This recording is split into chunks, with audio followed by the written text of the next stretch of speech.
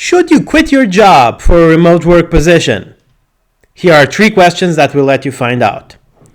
Welcome, ladies and gentlemen, to Virtual Coffee Chat with Luis. That's me. And this is my nice espresso in a cup I got from Barcelona. That's part of what we're going to discuss today, the benefits of working remotely. But let's say that you have a job that you enjoy, or at least that you don't hate, but they're calling you back to the office. So now you're left. You've tried all you could, and you're left with the nuclear option: leave the job. Right? They won't let me work remotely. They want me to go back to the office. I don't want to go back to the office. I need to use the nuclear option. I quit. Okay. Should you do it? Is this a good option? Well, let's talk about 3 questions that I believe anyone in this situation should ask themselves.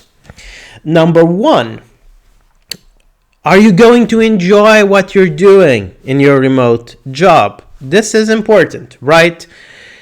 It's one of the main concerns when you're working from home is self-discipline and motivation. It's much harder to do a job that you don't particularly enjoy if you're not tied to a specific physical location. I mean, if you go to the office, whatever, you're there, you're in the office, you might as well do whatever you have to do.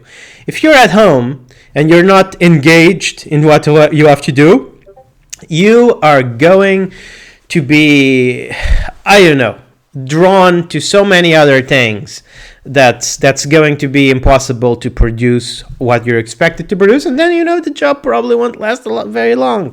So that's something to consider. Right now, number 2, will you actually be able to benefit from being at a remote position at this point in time? Right? So if your intent is to be remote because you want to travel around the world, well, consider that the world is still not ready for travel. So, you might just get stuck at home and start getting a little bit crazy from not having anywhere to go and not having other people to interact.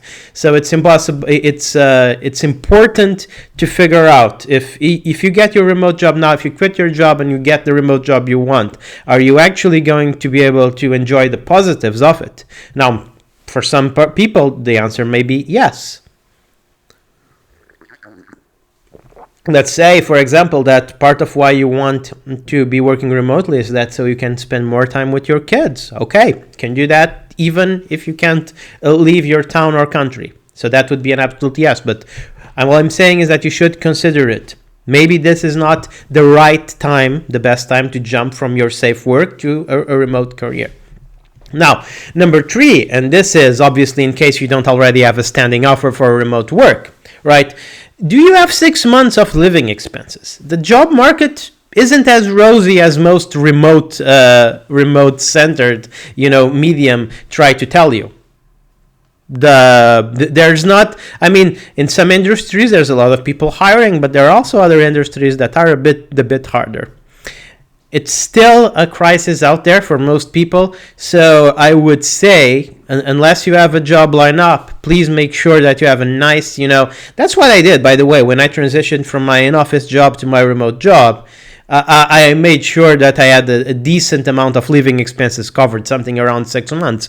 Now your risk tolerance might be lower, might be higher than mine, so you might adjust the time, but don't quit your job in the illusion that there's a great market for remote work out there just because you happen to be seeing remote work growing, right? It's important to know that I might be looking for a job for a while, so let's make sure I can take care of myself and my family before I jump ship. So those are the 3 things. Number 1, if you want to quit your job because they won't allow remote and you want to find a remote job, number 1, be sure that you can find a job doing something that you enjoy and are engaged in, because you're going to need the extra motivation. Number 2, make sure that this is actually the time where you're actually going to be able to profit personally in terms of quality of life and work-life balance from a remote job. And number 3, If you don't have a standing offer, make sure that you have some living experiences covered for several months, because the market you might be unlucky, or the market might not be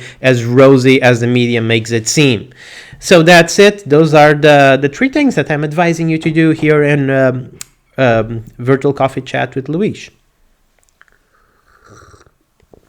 If you enjoyed this video, please press like, subscribe, and share the video. That's actually how it can help the most. If you enjoy the video, please share it. I would like to reach many more people. And of course, if you like the advice, please go to tankremote.com, where we have a lot more where that came from. It's a website completely dedicated to providing advice and news about the remote work world. This was Luis, and see you tomorrow.